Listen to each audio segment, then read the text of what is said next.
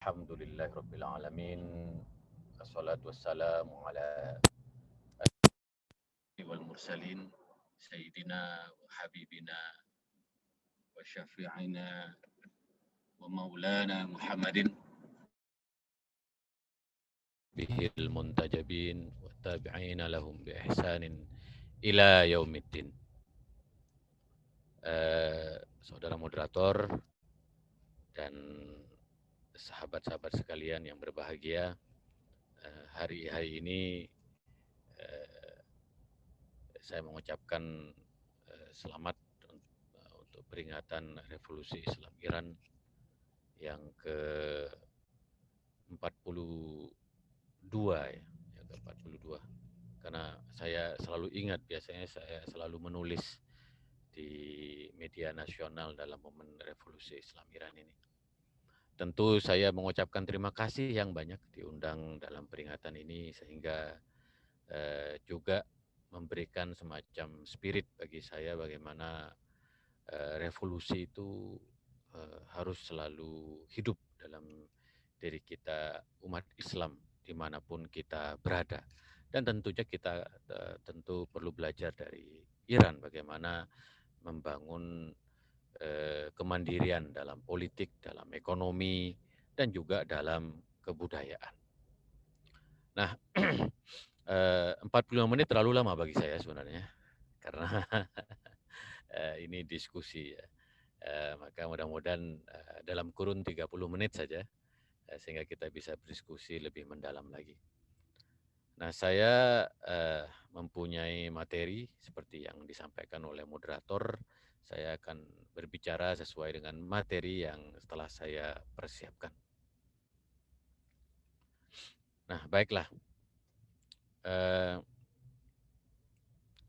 Iran dan percaturan politik Timur Tengah. Nah, ini tema yang sangat penting sekali karena seperti kita ketahui bahwa Iran memang harus diakui sebagai aktor penting, sebagai salah satu kekuatan besar di Timur Tengah saat ini. Dan kekuatan besar Iran itu tentu tidak bisa dilepaskan dari revolusi Islam Iran tahun 1979. Jadi saya lahir tahun 77. Jadi waktu revolusi Islam Iran ini saya baru berumur 2 tahun. Dan memang karena tahunnya nggak terlalu jauh, mirip-mirip ya, sosoknya juga revolusioner karena zaman-zaman itu adalah zaman revolusi. Nah, mari kita lihat sebenarnya bagaimana potret Iran modern, yaitu Iran saat ini, Iran zaman now. Untuk kemudian kita masuk dalam dalam suasana revolusi dan kemudian bagaimana peta politik global, tantangannya seperti apa, dan bagaimana peta baru di Timur Tengah. Itulah kira-kira yang akan saya sampaikan. Yang pertama, potret Iran modern, potret Iran zaman now. Iran merupakan salah satu negara di kawasan Timur Tengah yang paling stabil secara politik. Sejak revolusi Islam tahun 1979, pergantian kekuasaan secara normal dan demokratis berlangsung di Iran. Ini memang salah satu kelebihan dari Iran modern. Ketika kita melihat rezim-rezim diktator, monarki-monarki absolut, dan bahkan revolusi atau musim semi Arab terjadi di berbagai negara, dari Tunisia, dari Mesir, Yaman, Syria, Libya, ya kan? Kita melihat Iran adalah salah satu negara yang sejak Imam Khomeini pergantian kekuasaan berjalan secara demokratis. Presiden dipilih, anggota DPR, parlemen dipilih dengan satu model kekuatan revolusi itu. Nah ini menurut saya tentu menginspirasi negara-negara di Timur Tengah. Kenapa Iran bisa stabil? Kenapa negara-negara yang lain tidak bisa stabil? Nah, itu. Yang kedua, Iran merupakan negara mayoritas Muslim Syiah, tetapi mereka melindungi kelompok minoritas Sunni dan kelompok non-Muslim baik Kristen, Katolik, Zoroaster, bahkan Yahudi. Nah ini sesuatu yang menarik. Iran setelah 42 tahun revolusi itu, walaupun mayoritasnya Muslim Syiah, tetapi kalangan Sunninya mendapatkan perlindungan. Bahkan ada 6.000 masjid Sunni di Iran. Kalau tidak salah juga ada satu kebijakan supaya ada pernikahan silang antara kalangan Sunni dengan Syiah, sehingga muncul satu pembauran di situ di antara warga Sunni dan Syiah. Dan yang menarik bahwa kelompok-kelompok minoritas seperti Yahudi juga itu mempunyai kursi di parlemen tanpa melalui proses pemilu. Sehingga dulu kita mempunyai golongan karya di masa-masa Orde Baru. Jadi kelompok-kelompok minoritas secara langsung mereka mempunyai wakil di parlemen tanpa mereka mengikuti proses-proses pemilihan demokratis. Nah ini menurut saya salah satu potret yang sangat menarik Iran pasca revolusi. Yang ketiga menurut saya adalah Iran merupakan negara Muslim yang mempunyai tradisi penelitian dan pengembangan ilmu pengetahuan terbaik di antara negara-negara Muslim lainnya. Nah ini saya melihat dengan kepala mata sendiri betapa sains ya kan dan teknologi, bahkan teknologi militer yang dimiliki Iran dalam ini nuklir itu relatif berkembang dibandingkan negara-negara Muslim yang lain. Dan itu bahkan di bawah rahbar, pemimpin tertinggi, pemimpin spiritual Iran sendiri. Apa yang dulu pernah Presiden Jokowi sampaikan, Teknopark. Gitu. Teknopark itu semacam pusat riset di Iran dan saya melihat langsung bagaimana penemuan-penemuan di bidang kedokteran, di bidang sains, di bidang militer itu betul-betul digarap dengan serius di Iran. Nah ini salah satu ciri Iran 42 tahun setelah revolusi. Akhir, meskipun Iran mendapatkan sanksi embargo dari dunia barat sejak tahun 1979, tetapi negara ini mampu membangun kedaulatan politik, kemandirian ekonomi, dan kepribadian dalam kebudayaan. Iran mengamalkan ajaran Trisakti Bung Karno. Nah, kita tahu bahwa Bung Karno dulu menyampaikan pidato bahwa negara ini akan maju kalau negara ini mempunyai dan mengamalkan Trisakti. Kedaulatan dalam politik, kemandirian dalam ekonomi, dan kepribadian dalam kebudayaan. Nah, Iran kenapa bisa kuat, bisa bertahan di tengah embargo?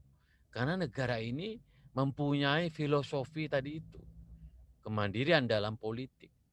Iran tidak mau dipengaruhi oleh negara-negara lain.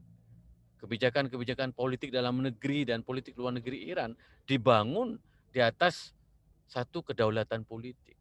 Meskipun di embargo, Iran mampu bangkit dalam bidang ekonomi. Bagaimana pembangunan dimulai dari pinggir, kedaulatan pangan, ya kan? Itu luar biasa. Tentu juga Iran berkepribadian dalam kebudayaan karena budaya Persia, budaya yang tumbuh di Iran itu sangat luar biasa dan membangkitkan nasionalisme, kebanggaan terhadap negaranya. Nah, ini yang menurut saya salah satu yang dimiliki oleh Iran itu sendiri. Nah, saya akan masuk bagaimana alam pikir dari revolusi Islam Imam Khomeini. Walaupun mungkin ini ada materi khusus soal ini, saya mencoba juga berbagi alam pikir nalar revolusi Islam Imam Khomeini itu seperti apa. Yang pertama adalah revolusi yang meneguhkan pentingnya menjaga kedaulatan Iran dengan slogan La Syarqiyah wa la Gharbiyah, non-blok. Iran tidak ingin bermusuhan dengan siapapun. Iran ingin bersahabat dengan siapapun. Nah, saya lalu teringat Bung Karno dan Imam Khomeini mengatakan dia belajar politik La Syarqiyah wa la Gharbiyah, politik non-blok ini, yaitu belajar dari Bung Karno. Maka politik luar negeri kita sekarang adalah bebas aktif, politik non-blok, politik bersahabat dengan siapapun, tetapi jangan sekali-kali memusuhi, maka Iran akan tetap teguh, tetap kokoh.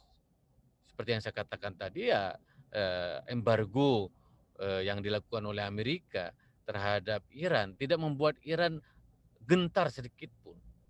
Nah, politik la syarqiyah wala gharbiyah, tidak berpihak kepada barat dan timur ini atau non-blok ini menjadi ruh dari nalar revolusi Islam Imam Khomeini. Yang kedua, revolusi Islam Imam Khomeini itu adalah revolusi yang ingin meneguhkan ajaran al-Islam al-Muhammadi al-Asil, yaitu Islam ala Nabi Muhammad dalam politik, dalam sosial, dalam ekonomi, dan dalam kebudayaan. Nah, ini menarik sekali karena sebenarnya keteladanan dari Rasulullah itu dapat menginspirasi dalam politik, terutama dalam akhlak, ya, kejujuran, ya kan, kesetiaan,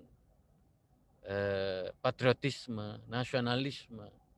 Nah, ini kenapa disebut dengan revolusi Islam, karena merujuk pada ajaran Rasulullah dan keluarganya. Dan yang ketiga, revolusi Islam Iran adalah revolusi yang mempunyai perhatian khusus terhadap problematika umat dan kaum tertindas, khususnya penjajahan Israel terhadap Palestina. Maka kita melihat satu-satunya negara yang konsisten membela Palestina, tidak hanya membela, tetapi membangun kekuatan mukawamah dan memberikan bantuan yang tidak sedikit, yaitu Iran terhadap Palestina. Dan saya bertemu dengan beberapa kekuatan politik Palestina di Iran, dan betul-betul bagaimana revolusi Islam Iran itu sampai sekarang masih istiqomah, masih konsisten membela Palestina. Nah, saya akan masuk pada poin yang ketiga, yaitu bagaimana peta geopolitik Timur Tengah. Ya, bagaimana Iran di tengah percaturan geopolitik di Timur Tengah ini. Yang pertama, sejak revolusi Islam Iran pada tahun 79 itu, Iran adalah satu-satunya negara yang menolak untuk tunduk dan didikte oleh Amerika Serikat. Nah, ini menjadi sumber dari segala percaturan politik yang ada pada saat ini. Dan Iran menolak untuk didikte, untuk ditekan oleh Amerika Serikat. Bahkan yang kita tahu ya, satu-satunya negara di Timur Tengah yang tidak ada kedutaan Amerika di kawasan, yaitu Iran. Nah, ini yang menyebabkan kemudian Amerika menggunakan proksi-proksinya untuk menentang Iran. Yang kedua, Iran satu-satunya negara yang konsisten membela perjuangan Palestina untuk mendapatkan haknya untuk merdeka. Ini yang saya katakan kemudian sikap Iran terhadap Palestina ini menggambarkan bagaimana sikap Iran terhadap Israel. Dan ini yang kemudian menjadikan Israel di Timur Tengah itu tidak bisa tidur nyenyak. Israel harus berpikir bahwa dia harus membangun koalisi kemitraan strategis dengan negara-negara Teluk misalnya kita lihat belakangan adalah normalisasi hubungan dengan Uni Emirat Arab, dengan Bahrain, ya kan, dengan Sudan dan mungkin juga Oman dan Maroko. Itu dalam rangka bagaimana mereka atau Israel ini apa, mengisolasi Iran dalam pergaulan politik di kawasan. Dan tentu Israel sangat cerdik sekali karena bagaimanapun isu Palestina isu yang akan selalu hidup di kawasan di Timur Tengah. Karena itu Israel membangun aliansi kemitraan dan normalisasi dengan beberapa negara, tetapi Iran tidak akan pernah mundur sedikit pun dalam bagaimana membela Palestina. Yang ketiga, Iran memilih untuk membangun kerjasama sekaligus memperkuat faksi perlawanan Muqawamah di Asia Antara Timur Tengah. Kita tahu bahwa ya dukungan Iran terhadap Hizbullah, terhadap Houthi, terhadap Hamas di Palestina, terhadap Bashar Assad di Syria itu sangat luar biasa. Bahkan faksi perlawanan ini di Timur Tengah sangat menakutkan sekali karena berhasil mengirimkan rudal ke pangkalan-pangkalan militer Amerika di Irak terutama. Dan tentu kemudian membangun satu keyakinan, satu kepercayaan bahwa ternyata Amerika dan Israel itu juga bisa dilawan. Sehingga mereka tidak bisa semena-mena dan sewenang-wenang di kawasan. Keempat, Iran konsisten melawan kelompok teroris, khususnya ISIS dan Al-Qaeda. Ya, kita tahu bahwa Timur Tengah tidak pernah sepi dari kelompok teroris. Yang kita tahu adalah Al-Qaeda, lalu kemudian ISIS, ada Jabhatun Nusra, ada Hizbut Tahrir juga, dan banyak kelompok-kelompok. Tetapi Iran sangat konsisten dalam bagaimana melawan ISIS itu. Bahkan kita tahu satu-satunya negara di Timur Tengah atau mungkin di dunia yang tidak ada ISIS-nya dan Al-Qaeda-nya itu Iran. Maka ini juga menjadikan Iran sesuatu negara yang dari segi bagaimana melawan teroris, bagaimana melindungi negara, bagaimana dan jasa dari Syahid Al-Hajj Qasim Sulaimani sangat luar biasa di dalam perlawanan terhadap ISIS ini, bagaimana menjaga Iran dari anasir-anasir teroris. Dan yang terakhir, Iran konsisten bersama mereka yang dizalimi oleh AS dan Israel seperti Palestina, Lebanon, Syria, dan Irak. Dan ini kan tidak pernah terbayangkan bahwa Iran mampu memberikan satu dukungan penuh terhadap negara-negara di Timur Tengah, yaitu Palestina, Lebanon, Syria, dan Irak. Nah, tantangannya seperti apa kalau kita melihat Timur Tengah saat ini? Faktor geopolitik yang cenderung memusuhi Iran telah membentuk hubungan yang tidak stabil dengan negara-negara lain di kawasan. Tantangannya memang adalah bahwa negara-negara Timur Tengah itu tidak mempunyai cara pandang yang sama melihat kekuatan-kekuatan peta geopolitik, terutama kepentingan Amerika dan sekutunya Inggris, Prancis di kawasan.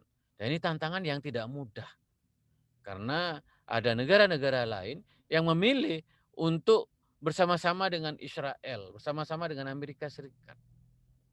Yang kedua, tantangannya adalah sikap Amerika Serikat membekukan kesepakatan nuklir dengan Iran menjadi isu penting karena akan memberikan tekanan kepada negara-negara bersama dengan Iran. Kita tahu terutama pada periode Trump ketika membatalkan kesepakatan nuklir itu membuat situasi hubungan di antara negara-negara di Timur Tengah itu ya semakin ya tidak baik. Ya kita lihatlah apa yang terjadi dari Biden ini. Narasi sektarianisme yang dipelopori Arab Saudi didukung sepenuhnya oleh AS, Inggris, dan Israel telah menyebabkan posisi Iran selalu disudutkan. Ya, bagaimana hubungan Sunni dan Syiah yang kita tahu narasi-narasi sektarian ini selalu dibangun bahwa seolah-olah Sunni dan Syiah itu bermusuhan. Padahal Sunni dan Syiah itu adalah saudara yang lahir dari mata air Rasulullah SAW dan keluarganya. Terakhir, saya akan berbicara peta barunya seperti apa. Nah, peta barunya ya kalau kita lihat saat ini AS di bawah Amerika Serikat di bawah Biden akan membuka kembali kesepakatan nuklir yang sudah dicapai pada masa Obama. Hal ini akan membawa perubahan besar dalam peta geopolitik di kawasan. Dan kita melihat bahwa Iran melalui Presiden Rouhani dan Menlu Javad Zarif yang menyambut baik dengan catatan bahwa perundingan nuklir itu tidak dimulai dari awal, tetapi melanjutkan apa yang sudah disepakati dengan Presiden Obama. Nah, ini kalau ini tercapai maka akan terjadi perubahan-perubahan besar lagi di Timur Tengah. Karena diplomasi akan menjadi salah satu medium untuk membangun kembali kemitraan di antara negara-negara di Timur Tengah. Yang kedua, normalisasi hubungan Qatar dan Arab Saudi juga menjadi pintu masuk agar diplomasi menjadi jalan untuk membentuk keseimbangan politik baru di kawasan. Nah, ini menarik, kita tahu bahwa Qatar itu diblokade oleh Arab Saudi. Tetapi kemudian terakhir sudah terjadi normalisasi dan salah satu normalisasinya itu menyebutkan bahwa Qatar siap untuk menjadi mediator bagaimana menormalkan hubungan antara Iran dengan Arab Saudi yang kita tahu sebenarnya pada masa Khatami, pada masa Ahmadinejad itu ada setidak-tidaknya ada diplomasi, ada dialog. Dan kita tahu sebelum Syahid Al-Haj Qasim Sulaimani dibunuh oleh Trump, itu kan sebenarnya Haj Qasim Sulaimani sedang membawa misi bagaimana Arab Saudi dan Iran itu bisa memulai kembali pembicaraan-pembicaraan. Karena bagaimanapun konflik tidak akan pernah menyelesaikan masalah. Atau perang tidak akan pernah menyelesaikan masalah. Dan yang terakhir, Iran akan terus memperkuat posisi di kawasan dengan memperkokoh kemitraan strategis dengan negara-negara lain seperti Turki dan Qatar sembari memperkuat poros perlawanan. Kita melihat kemarin Javad Zarif baru bertemu dengan Erdogan. Yaitu satu sinyal seorang menteri luar negeri diterima oleh presiden. Biasanya dalam hubungan diplomasi, menteri luar negeri itu diterima oleh menteri luar negeri. Tetapi Javad Zarif dalam kunjungan terakhir di Turki diterima oleh pada level Presiden Erdogan. Maka itu artinya bahwa Iran akan terus membangun kemitraan strategis ya dengan Turki. Dan terakhir kita tahu bahwa Iran membuka kemitraan strategis dengan Qatar. Jadi kalau kita terbang ke masa blokade Arab Saudi itu pesawat Qatar Airlines itu selalu mengikuti ruang angkasanya Turki dan Qatar. Jadi begitu juga dengan poros perlawanan akan semakin kuat di kawasan. Jadi itu kira-kira Iran di tengah percaturan politik di Timur Tengah, dan kita melihat bahwa bagaimana Iran akan menjadi aktor penting. Karena Iran sekali lagi punya visi, punya ideologi revolusi Islam Iran, dan Iran ingin agar dunia Islam melek, ya, tidak menutup mata, agar dunia Islam itu punya kepercayaan diri bahwa mereka bisa membangun negaranya, bahwa mereka bisa mempunyai kekuatan di berbagai bidang. Tidak hanya ya kalau kita lihat ya memang kekuatan militer di Timur Tengah saat ini yaitu dimiliki oleh Iran, Turki, ya kan? Yang sangat mengagumkan karena kekuatan militernya dimiliki secara mandiri. Jadi itulah kira-kira Mas Murtaza, pengantar dari saya, kalau 45 menit kelamaan. Jadi ini banyak teman-teman di sini, mungkin kita bisa berdialog, mungkin kita bisa berbagi, mengkritisi apa yang saya sampaikan tadi. Terima kasih, mohon maaf, wa ma taufiqi illa billah, alaihi tawakkaltu wa ila unib, wa akhiru da'wana alhamdulillah rabbil alamin, wallahul muwaffiq ila aqwamit thoriq. Assalamualaikum warahmatullahi wabarakatuh.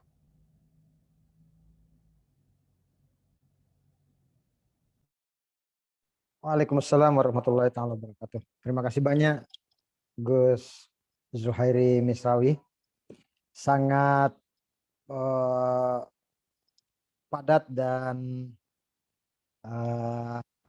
jelas posisi Iran yang dijelaskan oleh Gus Zuhairi Misrawi tadi. Para peserta sekalian yang bergabung di ruangan dialog kita ini, ada sejumlah komentar yang bisa kita lihat di kolom chat. Antara lain ada yang meminta untuk membahas mengenai ISIS. Apakah kekuatan ini masih menjalankan teror di kawasan Timur Tengah atau sudah melemah? Ini beliau memohon penjelasan dari Gus Mis. Barangkali itu dulu yang dijawab sambil kita menunggu tanggapan atau pertanyaan dari yang lain, Gus. Fadol. Ya itu ISIS ya. Pertanyaan tadi ISIS ya, Mas Murtado ya. Jadi tentang ISIS itu ya bagaimanapun ISIS sekarang secara forum resmi kan sudah tidak ada sebagai organisasi, tetapi sebagai gerakan dan ideologi masih terus. Kita melihat di Irak kemarin, aksi terornya kan masih ada di Irak kemarin. Saya kira itu tidak hanya di Irak, tapi di berbagai negara lain, ya kan? Termasuk di negara kita. Jadi jangan dibayangkan bahwa kalau ISIS itu bubar, tapi gerakan dan ideologinya itu bubar juga tidak. Sama dengan Hizbut Tahrir, sama dengan FPI. Karena bagaimanapun organisasi itu satu hal, tapi gerakan dan aksi dan pemikiran atau ideologi akan terus ada. Pada zaman Imam Ali aja dulu masih ada Khawarij, ya apalagi pada zaman kita saat ini. Jadi negara-negara di Timur Tengah akan selalu waspada dengan ancaman ISIS itu. Yang terakhir bom ISIS di Irak itu. Nah, memang waktu saya Arba'in terakhir di Karbala di Irak itu kan sedih sekali saya melihat Irak sekarang berkeping-keping hancur luar biasa. Itu karena bagaimana ISIS telah menghancurkan negara 1001 malam. Bagaimana Suriah itu kan negara yang sangat indah sekali. Dihancurkan luar biasa. Raqqa dan Aleppo, ya kan itu Homs itu kan kota-kota indah dengan sejarah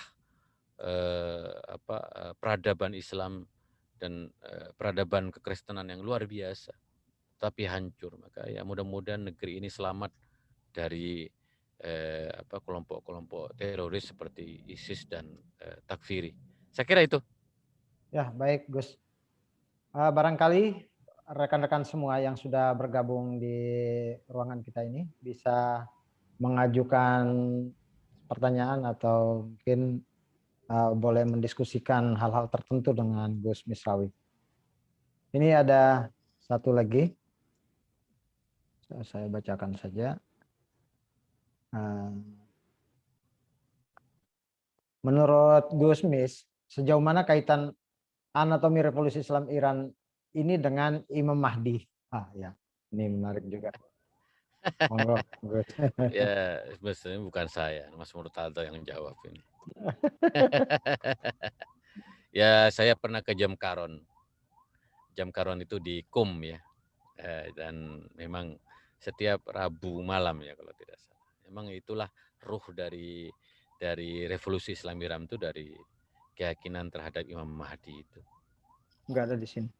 Nggak ada di Jadi tempat. memang itu salah satu kekuatan dari Syiah Itsna Asyriyah, Oh, Syiah Ja'fariyah itu keyakinan terhadap Imam Mahdi.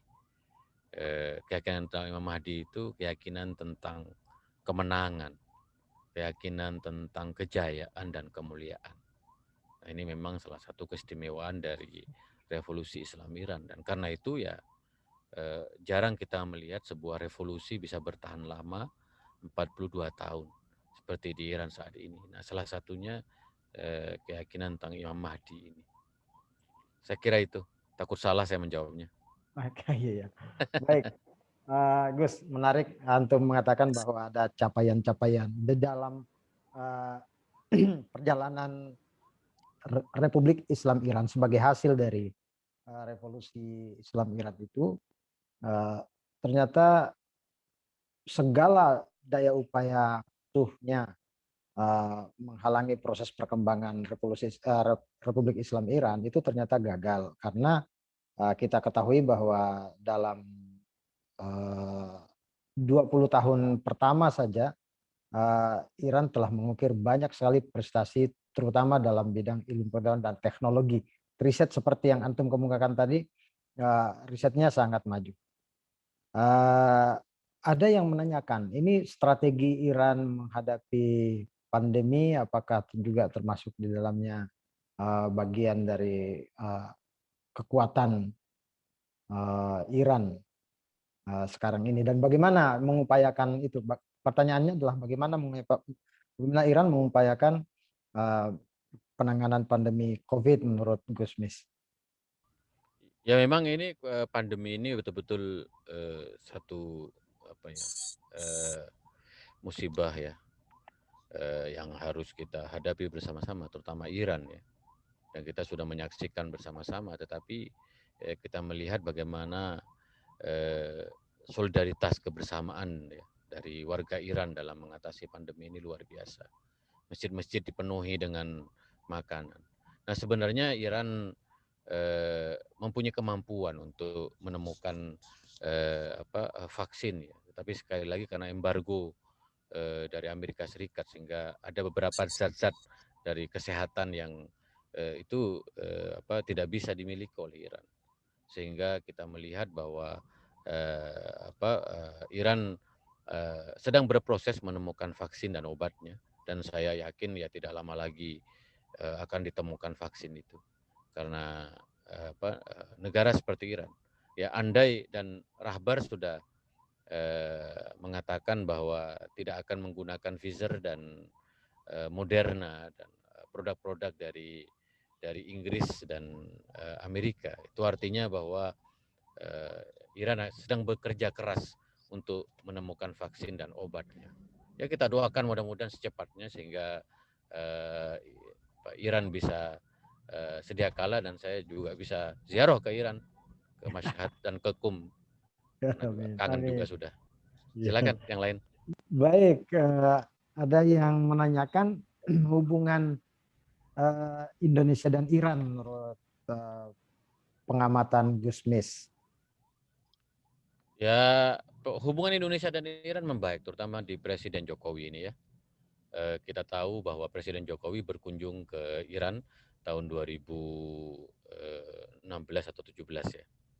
Karena saya juga ikut berada di sana waktu itu. Dan kerjasama di bidang pendidikan, di bidang kesehatan, ya, berlangsung, di bidang ekonomi bahkan walaupun ada masalah di bidang embargo. Ada embargo ekonomi itu karena kita tahu bahwa Rahbar ingin memberikan kilang minyak Iran yang terbesar di daerah Ahwaz kalau tidak salah itu ya, akan diberikan ke Pertamina sebenarnya. Saya tidak tahu perkembangannya seperti apa, tetapi Presiden Jokowi diterima langsung oleh Rahbar dan terjadi perpinjangan empat mata kalau tidak salah. Itu artinya bahwa semakin dekat kedua negara ini. Walaupun ketika menerjemahkan dalam realitas tidak mudah karena ada negara-negara lain yang mencoba mengganggu hubungan baik antara Indonesia dengan Iran. Oke, baik para peserta sekalian, bahwa antara Indonesia dan Iran memang sejak 72 tahun yang lalu menjalin hubungan yang baik, dan ketika revolusi terjadi juga tidak mengganggu hubungan Iran dan Indonesia, bahkan lebih dekat lagi, sebab ada kesamaan terutama dalam hal visi non-blok tadi. Ketika Indonesia termasuk di antara negara yang pemula dalam upaya mengampanyekan kemandirian dan konteks politiknya itu non-blok, maka Iran juga bagian dari yang mendukung hal tersebut. Terkait dengan vaksin ini, perbincangan kita di ruang chat, ada Sayyid Anis Jufri menambahkan bahwa Iran kemarin sudah memulai vaksinasi bagi warganya dengan vaksin temuannya yang pertama. Vaksin lainnya sedang dibuat dengan kerjasama Iran dan Rusia. Saya rasa kerjasama Iran dan Rusia ini pun juga bagian dari implementasi politik Iran yang non-blok tadi itu, bahwa beliau juga mereka juga tidak membatasi hubungan satu dengan negara yang lain. Intinya bahwa mereka bisa berkomunikasi dengan negara manapun yang dipandang berada pada jalur kemanusiaan. Para peserta sekalian, Gusmis masih bisa menemani kita sampai jam 11:30, insya Allah. Kalau di antara para peserta sekalian ada pertanyaan, boleh raise hand, berkomunikasi langsung dengan Gusmis, atau menulis teks di ruang chat.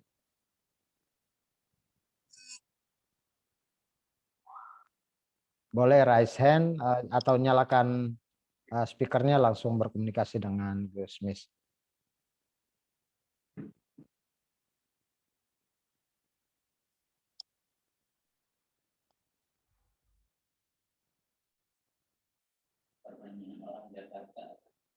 Orang Jawa mana itu? Ada di chat.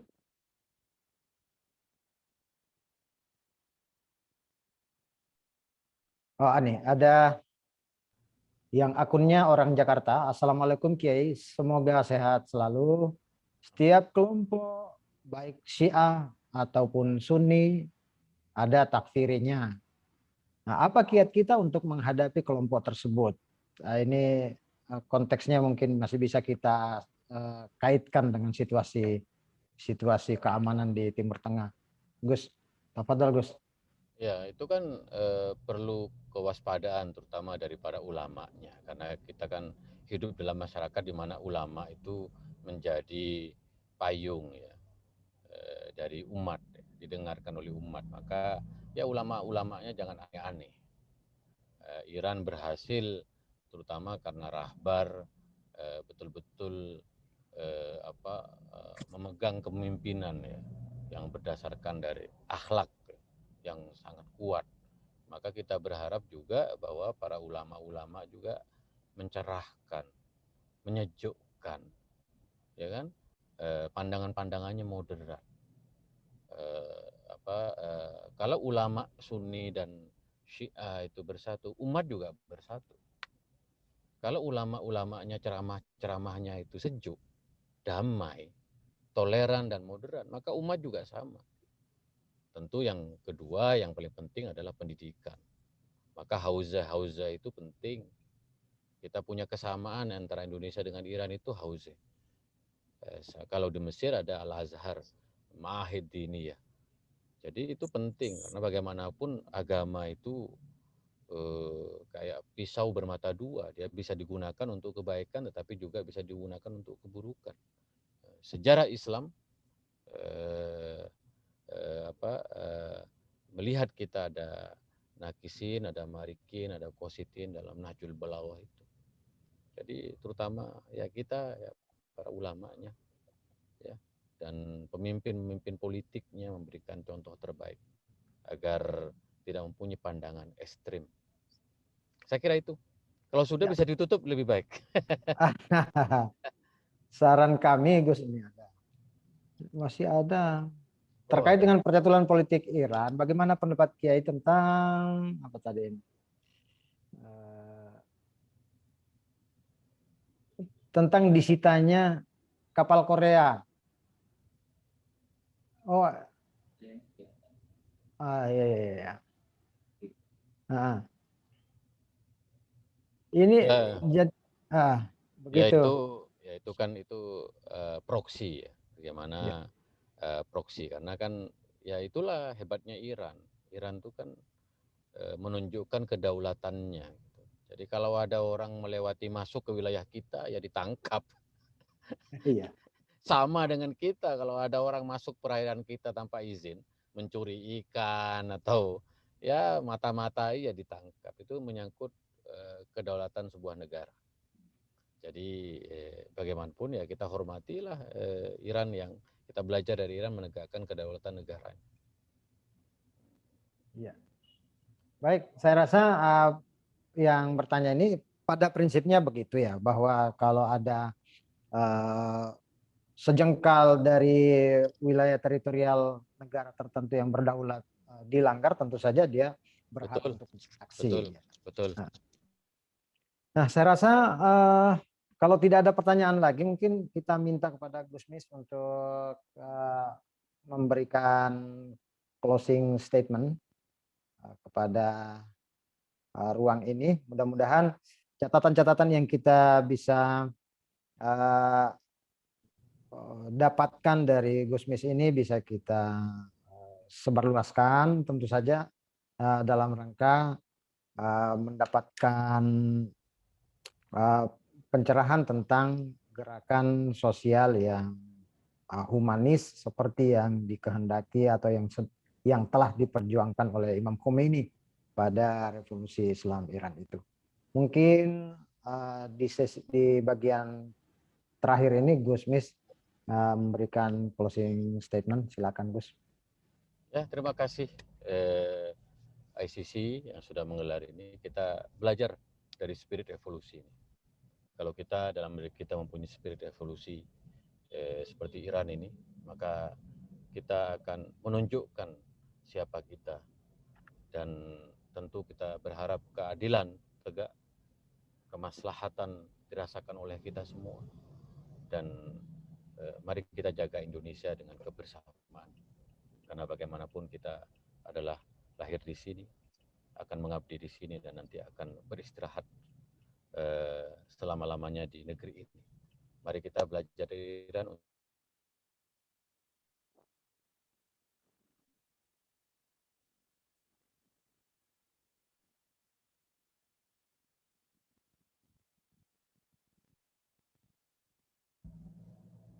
Cek. Ini ada gangguan. Ya, ini juga hilang. Hilang ya? Mungkin ya hilang suaranya Gus. Ya, jadi itulah. Ya kita belajar dari Iran. Ya. Kita belajar dari Iran bagaimana revolusi agar terus hidup dalam negeri kita. Kita punya Pancasila. Mari kita praktekkan Pancasila untuk kejayaan negeri ini. Sejauh Indonesia mempunyai kedaulatan politik, kemandirian ekonomi, berkepribadian dalam kebudayaan seperti revolusi Imam Khomeini, maka kita akan menjadi negara yang besar. Ya, saya kira itu. Terima kasih. Assalamualaikum warahmatullahi wabarakatuh. Waalaikumsalam warahmatullahi wabarakatuh. Terima kasih banyak Gus atas nama penyelenggara. Demikian juga para peserta. Sekali lagi mengucapkan terima kasih pada Gus Mis. Kami doakan mudah-mudahan Gusmis dan keluarga selalu dalam keadaan sehat dan tetap pada waktu yang akan datang berkenan untuk bersama kita semua dalam pencerahan-pencerahan berikutnya. Wassalamualaikum warahmatullahi wabarakatuh. Waalaikumsalam warahmatullahi wabarakatuh. Para peserta sekalian, insya Allah siang hari ini jam 14.30 kita akan ditemani oleh Dr. Muhammad Subhi Ibrahimi dari Paramadina untuk berbicara tentang revolusi Islam Iran dalam perspektif gerakan sosial. Kalau yang tadi politik, kemarin kita sudah membedah pendekatan sains dan teknologi ketika melihat capaian-capaian revolusi Islam Iran selama 42 tahun. Nah, kita sore nanti, siang sampai sore nanti jam 14.30 sampai 15.30 kita akan memperbincangkan revolusi Islam Iran ini dalam perspektif gerakan sosialnya bersama Dr. Muhammad Subhi Ibrahimi dari Paramadina. Demikian perjumpaan kita pada siang hari ini. Kami informasikan pula bahwa besok masih ada 2 sesi, yakni tanggal 10 ada 2 sesi akan memperbincangkan tentang kelembagaan pendidikan, terutama Hauzah. Demikian juga dengan sistem pemerintahan Republik Islam Iran oleh 2 narasumber kita besok, yakni Dr. Otong Sulaiman di pagi hari dan sore harinya Habib Hafiz Al-Kaf. Pada sesi yang paling terakhir yaitu Kamis 11 Februari kita akan ditemani oleh Teh Ais ya. Teh Ais ini juga telah menulis beberapa buku dan itu akan memperbincangkan revolusi Islam Iran dalam pendekatan gerakan perempuan. Saya pikir demikian penyampaian dari penyelenggara. Terima kasih banyak atas perhatiannya. Wassalamualaikum warahmatullahi taala wabarakatuh. Waalaikumsalam warahmatullahi wabarakatuh. Ya Allah. Suaranya saya kenalin. Oke.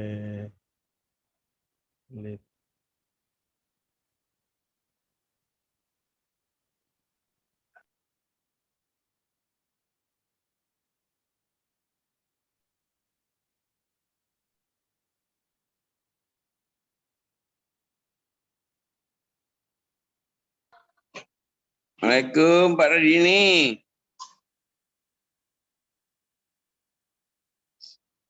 Salam kenal Pak. Mau lah yang masuk ke sini. Sehat Pak. Alhamdulillah. Iya, iya. Di mana Pak Radini? Saya Samarinda. Oh, saya masih menemani Ustadz Akmal di ICC. Oh iya. Baik, salam semua sama Ustadz Pak Radini. Iya, terima kasih banyak. Terima kasih banyak Pak. Saya ini dari Samarinda, dari Yayasan Al-Muntajar juga ada di Samarinda. Iya, Al-Qaim juga. Al-Qaim ya, Al-Qaim. Terima kasih banyak. Apa namanya? Tolong doanya Ustaz. Assalamualaikum warahmatullahi wabarakatuh. Saling mendoakan insyaallah. Gue kenal ini. Assalamualaikum.